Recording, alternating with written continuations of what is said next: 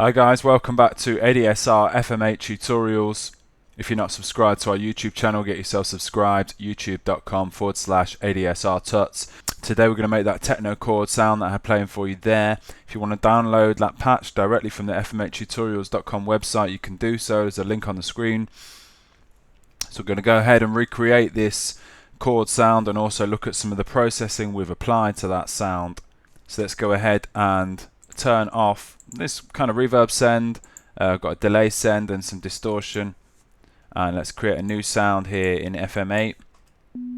Got the default sine wave to start with, so let's go straight to this ops page and just get the kind of general chord sort of vibe together. So I'm going to start off, I'm going to drop operator F down by 1 octave to 0.5. I'm also going to turn it into a sawtooth waveform, key sync it, and I'm going to route it through the filter. So turn the filter on, route the filter to the output. Next thing to do, turn on operator E. I'm going to route E into the filter, pretty much full volume as well.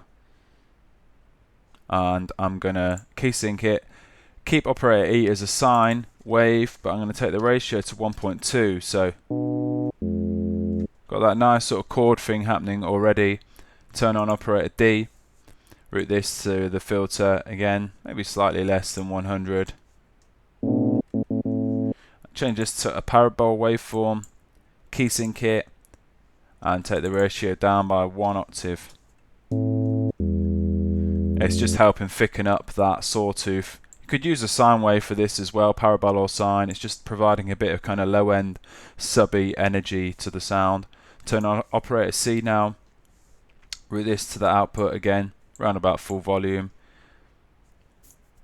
and keep this as a sine wave, key sync it, and take the ratio to 0.75 here. So we've got our nice chord happening. I'm going to feed some of these operators back into themselves, just for a little bit of extra grit.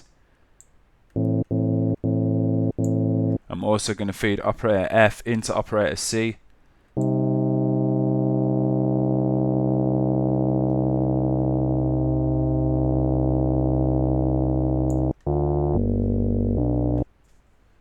So let's move to this master section now. I'm going to transpose the whole sound up by 1 octave, so if I hold a C3 note now,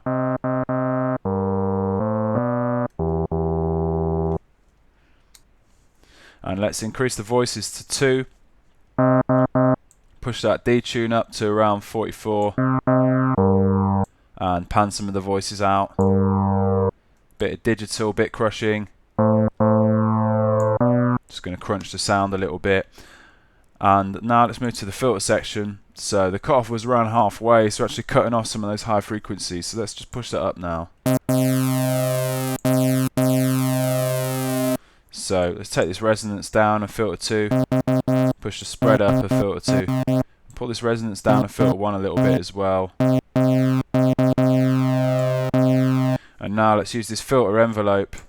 Actually, let's quickly go to the envelope section, just so none of these envelopes or operators click. Just link operators F through to C together, and let's just pull the release out a little bit. Go back to operator Z now. So let's use this filter envelope to create our sort of stabby character on the sound. So push this envelope amount up to full for now, bring the cutoff down to 0. Let's just bring this sustain off.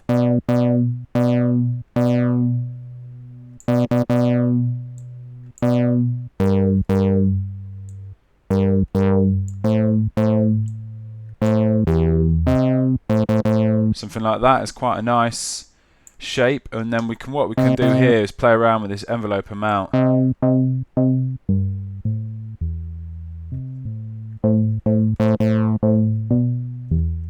And you get that kind of nice sort of thing happening with the chord going kind of really deep and then sort of opening up again. And this will come to life a little bit more when we kind of put these reverbs and delay sends back on here. So initially what I tried to do with this sound was use this cyc delay to create a pitch delay, because you can actually pitch the delay on this cyc delay, and so And this is how I try to set it up.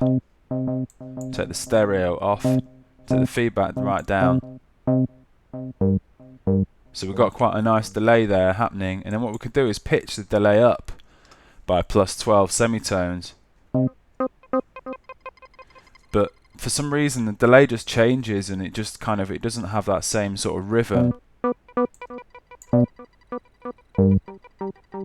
As you can see, it adds a lot more delay taps in there, so I kind of binned off that idea and just created a bus send here with this tape delay. Logic's tape delay here. I've got feedback at 30%. I've actually changed the groove to 75% rather than, by default it's on 50, so change the groove to 75% and you get that offbeat kind of delay happening, which is pretty cool. Also got this bus send on here, bit of Valhalla vintage verb. The reason I've got these delay and reverb on bus sends is because then we can treat them separately. So I could then go ahead and EQ that reverb, or I could go to this delay, I could EQ this delay, I could take the low end out or some of the high end out after the delay effect is placed on there, so without affecting the actual synth sound itself. And also we've got this distortion. I did try using some of the FM8 distortions, but they didn't have as much of a nice sound as the FabFilter Saturn, and also we've got multiband distortion going on here, so no distortion on the low end of the sound. If I turn it on, all that low end energy. The great thing about Saturn is I can just mute all of that, so I'm not distorting that low end energy because it would just drive it too much. And then I've got some nice distortion, the warm tape distortion, a little bit of dynamic, some drive on this kind of middle frequency from 400 Hertz to about sort of 2 or 3, maybe just under 3K. And then I've driven it a little bit harder on the very kind of high frequencies. The drive's a little bit higher, the dynamics are a little bit higher. And so when we play this, just got this beating machine here. Take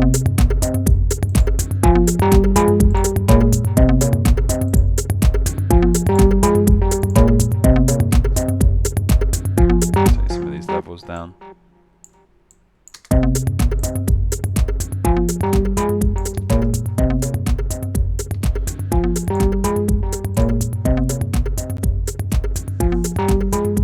Play around with the envelope amount.